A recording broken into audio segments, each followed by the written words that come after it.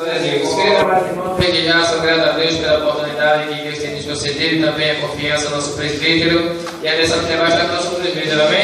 Amém. Glória. Tu és grande, glória a Deus. Amados irmãos, estamos felizes por estar na casa de Deus, mas uma segunda-feira nós estamos aqui nessa empreitada, orando ao Senhor para que Deus venha se manifestar em nossas vidas, pedindo a Deus principalmente a sua presença, o seu poder. Glória. Porque fazendo assim, amados irmãos, nós sabemos que buscar primeiro o reino de Deus e a sua justiça, e as demais coisas nos serão acrescentadas. Nós estamos buscando o poder de Deus, estamos buscando a presença do Senhor, porque nós necessitamos, dependemos de Deus, e nós precisamos a cada dia adorá-lo, servir a Ele, não pelo que Ele faz, mas pelo que Ele é em nossas vidas. Amém? Queridos, eu quero vos trazer uma palavra nessa noite, na leitura em que nós lemos aqui nesta noite. Nós lemos em João capítulo 9, versos de 1 a 7. Eu quero me basear nesta passagem. Se você puder deixar a sua Bíblia aberta, nós iremos usar muito a leitura hoje da palavra de Deus. Eu quero, só a sua atenção já basta para mim. Eu não vou fazer você ficar que nem eu vou levantar a mão, baixar a mão, não vou fazer isso também. Se talvez eu peça para você glorificar, mas a minha intuição não vou pedir. Se você quiser adorar, quiser glorificar a Deus livre e espontânea vontade, pode ficar à vontade, amados irmãos. Não é proibido da glória, não é verdade?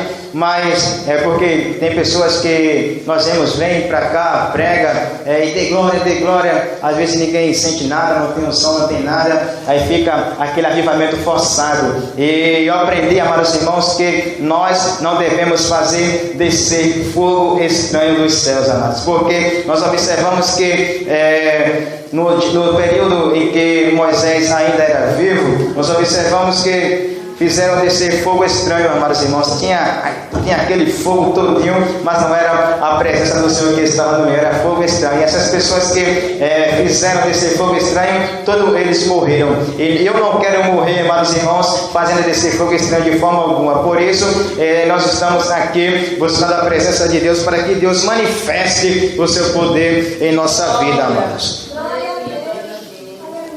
Capítulo 9, versículo 1, São João diz assim: passando Jesus, viu um homem cego de nascença. Você vai observar aí que passando Jesus, viu um homem cego de nascença. Você vai entender, queridos irmãos, que Jesus, ele era um homem observador. Jesus, ele sempre observava a condição do povo. Ele percebia quando a multidão estava faminta. Ele percebia quando o povo estava precisando da palavra. Ele percebia, amados irmãos, também a necessidade física de cada pessoa que ele via. Se você ler lá em Lucas capítulo 19, você vai observar que Jesus ia entrar em Jericó e ia passando. E mais, você vai observar que mais à frente, Jesus, ele vê o homem chamado Zaqueu, aquele que queria ver o Senhor Jesus. Ele estava lá em cima da figueira. Jesus manda ele descer e Jesus pousa na sua casa, porque Jesus estava passando ali naquele lugar, mas Jesus sabia da necessidade de Zaqueu, sabia que Zaqueu necessitava da sua salvação. E Jesus, ele foi até a sua casa, amados irmãos. E você vai observar também que Jesus passando aqui, nesse período aqui, você vai observar que ele vê o homem cego de nascença. Mas o curioso, amados irmãos, é que os discípulos começam a perguntar em versículo 2: e os seus discípulos lhe perguntaram dizendo: Rabi, quer dizer mestre, quem pecou, este ou seus pais, para que nascesse cego? Tinha uma lei lá no Antigo Testamento, se você quiser conferir comigo, Êxodo capítulo 20, versículo 15, Êxodo capítulo 20, versículo 15, por gentileza, meus amados. Não é estudo, mas eu quero que você aprenda a palavra de Deus, amados irmãos. Isso é muito importante. Eu falei Êxodo capítulo 20 e o versículo 15.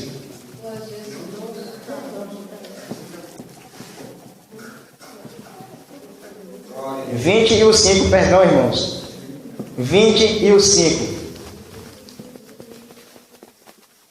Não te encurvarás a elas, nem as servirás, porque eu, Senhor teu Deus, sou Deus zeloso, que visito a maldade dos pais nos filhos, até a terceira e a quarta geração daqueles que me aborrecem. Você vai observar que Deus falando que Ele castiga a maldade do pai nos filhos, até a terceira e a quarta geração. Uma geração, amados irmãos, era 40 anos.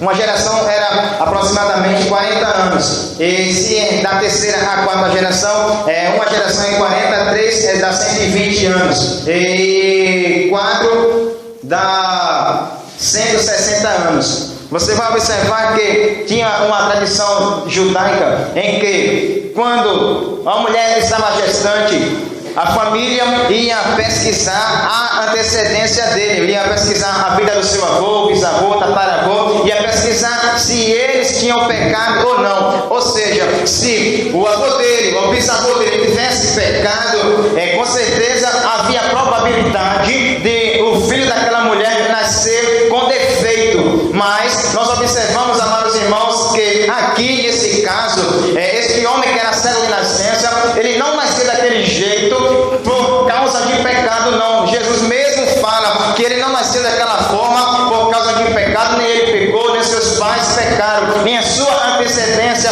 pecaram, mas ele nasceu daquela forma, foi para que manifestasse nele a glória de Deus, o poder de Deus. Amados irmãos, nem sempre a dificuldade que vem em nossa vida, nem sempre as provações que nos afronta, que nos segue, isso é por causa de pecado. Tem pessoas que muitas vezes sofrem, é uma pessoa que ora tanto, irmã, ora tanto, mas essa pessoa sofre, passa por dificuldade, passa por calúnia, passa por afronta, passa por vexame da vida. Mas eu quero dizer para você, amados irmãos, que nem sempre as provações que vêm sobre a vida da pessoa é porque aquela pessoa está em pecado. Mas tem uma coisa eu sei, que quando vem as provações em nossa vida, é para que a glória de Deus se manifeste em minha vida, é para que a glória de Deus se manifeste através da sua vida, meu amado irmão. Esse sofrimento não é para que você venha desistir, essa prova não é para você negar a Jesus, mas essa provação que você está enfrentando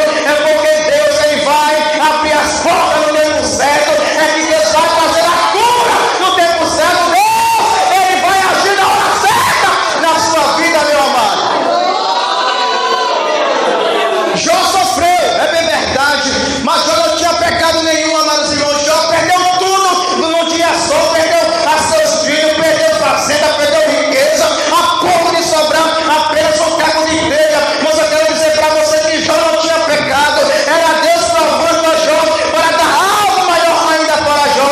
Quem sabe você está passando por essa provação, quem sabe você está até sofrendo, mas não é para você desistir não, meu amado, minha amada, é para você erguer a sua cabeça e continuar, Senhor, eu estou contigo.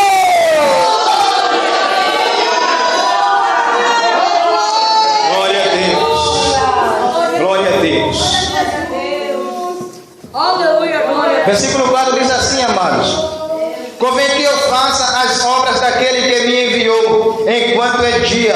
A noite vem, quando ninguém pode trabalhar. Enquanto estou no mundo, sou a luz do mundo. Jesus seria a luz do mundo, meu amado. Se você ler capítulo 4, versículo 16 de São Mateus, você vai observar que o povo que estava assentado na região da sombra da morte, na escuridão. Vamos ver esse versículo para ficar melhor. Mateus capítulo 4, versículo 16. Mateus 4, versículo 16, amados irmãos. Eu falei para você que nós iríamos ler muito a palavra.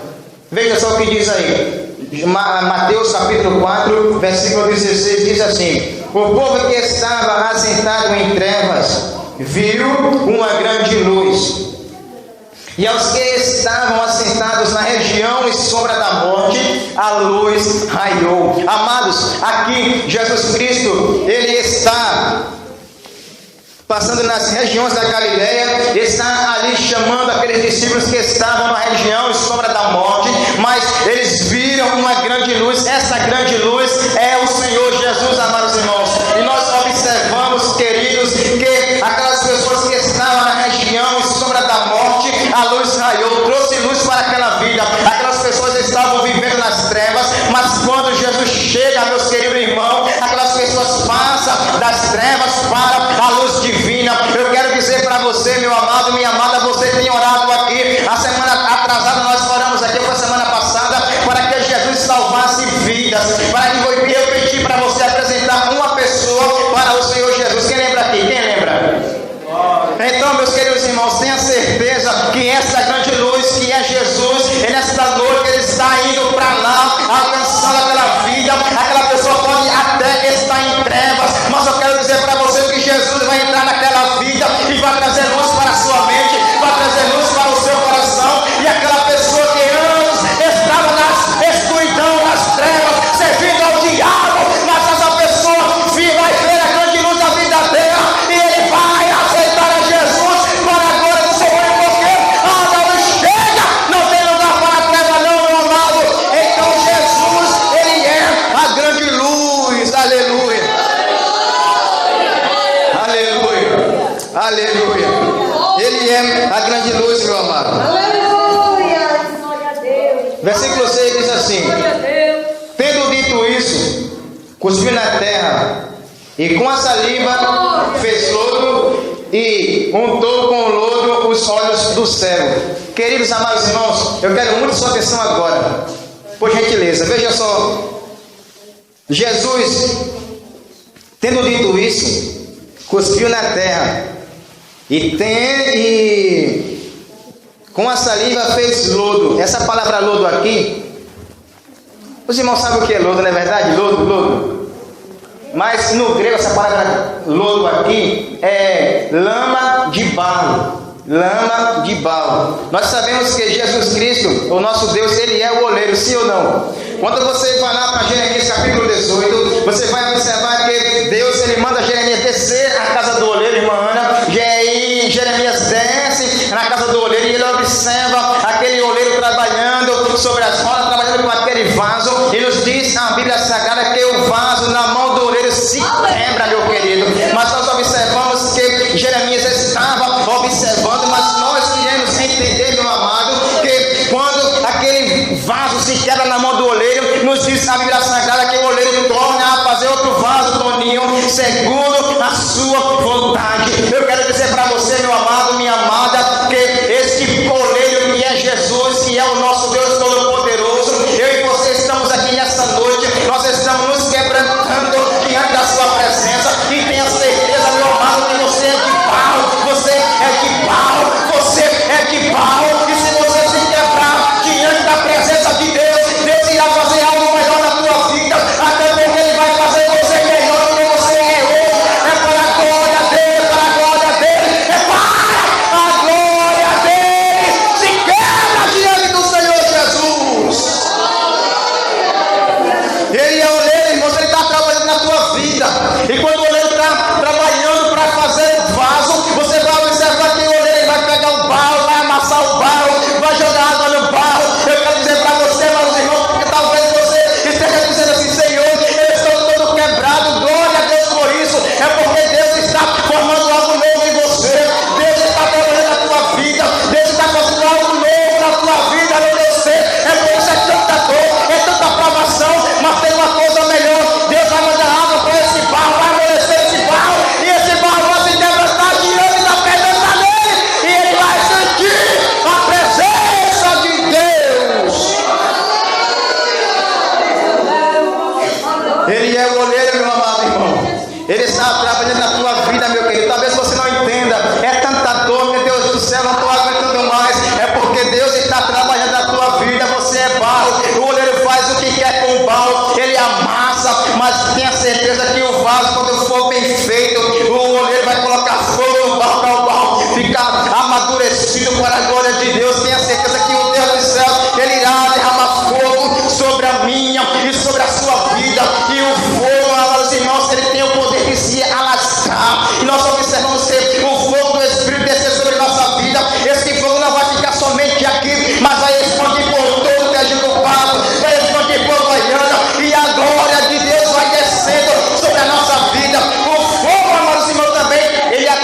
pessoas, meu amado irmão. Então clame a Deus pelo fogo divino. Clame a Deus por esse fogo, porque nós precisamos.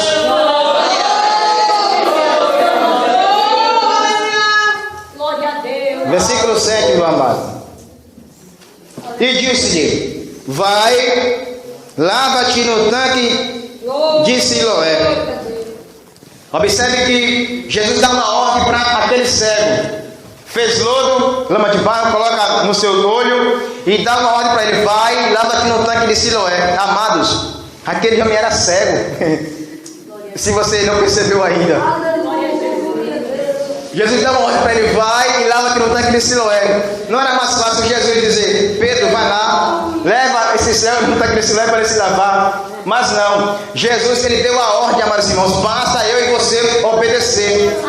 Basta eu e você obedecer a ordem de Deus, amados. E você vai observar que Jesus disse para aquele homem: vai, lava-te. Quando eu vejo essa palavra aqui, eu me lembro de Naamã. Nós observamos que Naamã era chefe do exército do rei da Síria. Naamã precisava de uma cura para a sua vida. Naamã, ele vai, conta para o seu rei. O rei dele manda carta para o rei de Samaria, de Israel. E nós observamos que houve aquele conflito. O rei de Israel ficou temeroso. Mas nós observamos que o profeta Eliseu se levanta e diz assim: Pode deixar ele vir aqui, porque ele vai saber que aqui ainda há profeta em Israel. Eu quero dizer para você também, meu amado irmão, que aqui ainda tem profeta também. Aqui tem mulher de Deus, aqui tem homem de Deus, aqui tem obreiro de Deus, aqui tem mulher de Deus, tem jovem de Deus, tem criança de Deus aqui nessa noite, amados. Então, meu querido irmão, Naamã, ele sai com a sua carruagem todo bonitão, porém leproso. Os irmãos sabem que ele era leproso. Chega na casa de Eliseu, Eliseu nem sai da sua casa. Diz assim: olha, manda ele ir, diga a ele: vai e lava-te no Rio Jordão. Vai dar 7 mergulhos lá no Rio Jordão. Aí Naamã, ele agora, sem querer ir para aquele Rio Jordão, porque tinha rio melhores do que o Rio Jordão, o rio de Abana e Farpá, era rio de Damasco, melhores do que o Rio Jordão. Mas mesmo assim, amados irmãos, se eu e você quer a bênção de Deus, nós devemos obedecer a ordem de Deus. Amém, amados?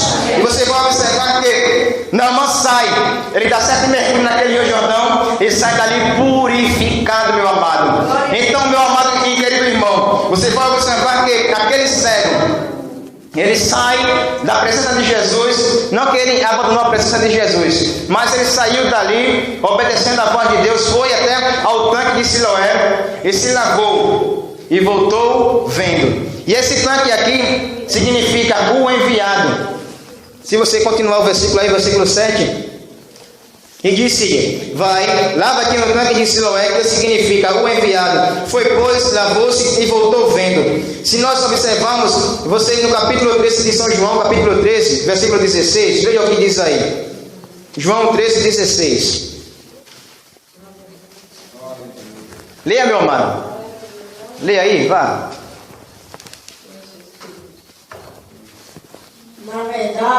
Na verdade vos digo que não é o servo maior que o seu senhor, nem o enviado maior do que aquele que o enviou. Muito obrigado, meu santo. Deu para entender, amados irmãos? Não é um enviado maior do que aquele que o enviou. Nós observamos que quem enviou Jesus foi Deus. Jesus, ele foi enviado de Deus, é bem verdade. Então, meu querido irmão, aqui tem um significado muito grande.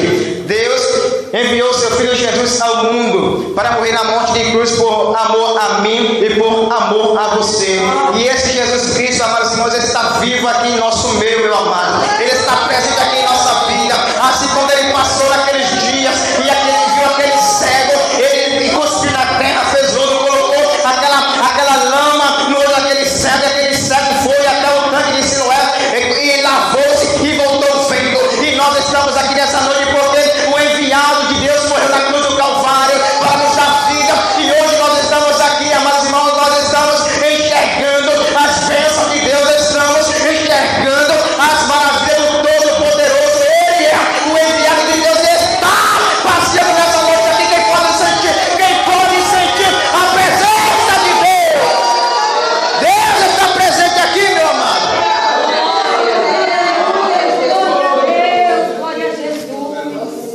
Ele sabe a sua necessidade, meu querido. Ele sabe o que você precisa, Fernandinha. Ele sabe o que você está precisando. Deus, quando Ele olha para nós, amados irmãos, Ele sabe aquilo que necessitamos, mas nós estamos aqui, nós já pedimos a Deus aquilo que nós necessitamos, e Deus, Ele é fiel para fazer muito mais além do que aquilo que nós pensamos ou imaginamos.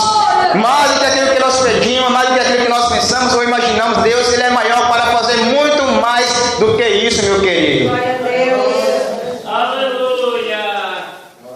Já vou encerrar já. Aleluia. E você vai observar também que esse cego aqui, ele era cego de nascença, mas ele enxergava melhor do que os fariseus. Dá para entender isso? Os fariseus, amados irmãos, não entendiam que Jesus, ele era o enviado de Deus. Os fariseus, eles eram mestres da lei, deveriam saber tudo da lei de Moisés, mas eles parece que esqueceram de alguma coisa. Tem uma coisa que os fariseus esqueceram, é que Moisés profetizou que Deus iria levantar outro profeta maior do que ele. Mas eles não enxergaram isso. Mas o cego, quando ele foi interrogado, veja o versículo 17. O versículo 17 diz assim: tornaram, pois, a dizer ao cego: tu que dizes daquele que te abriu os olhos? E ele respondeu: que é profeta. Glória a Deus. Os fariseus eram mestres da lei, estudavam a lei todinha, irmãos. Mas parece que esqueceram dessa promessa que Moisés tinha falado. Mas aquele cego sabia que Jesus, ele era o profeta. Nós estamos aqui, queridos irmãos, nós sabemos que Jesus, ele é o profeta de Deus, que Jesus, ele é o enviado de Deus, que Jesus, ele é o leão da tribo de Judá. Nós sabemos que Jesus, ele é o Todo-Poderoso. Nós sabemos que Jesus, ele é o grande. Nós sabemos que Jesus, ele reina em nossa vida. Nós sabemos que Jesus é aquele que cura todas as enfermidades. Nós sabemos que Jesus é o Salvador. Nós sabemos que Jesus é o Cristo, o ungido de Deus. Nós sabemos que Jesus, ele está presente em nossa vida. Quem crê, diga amém. Amém. Até aí, meu amado. Não vou cansar você não. Eu quero ver você aqui Glória. na próxima segunda de novo, em nome de Jesus. Amém, queridos?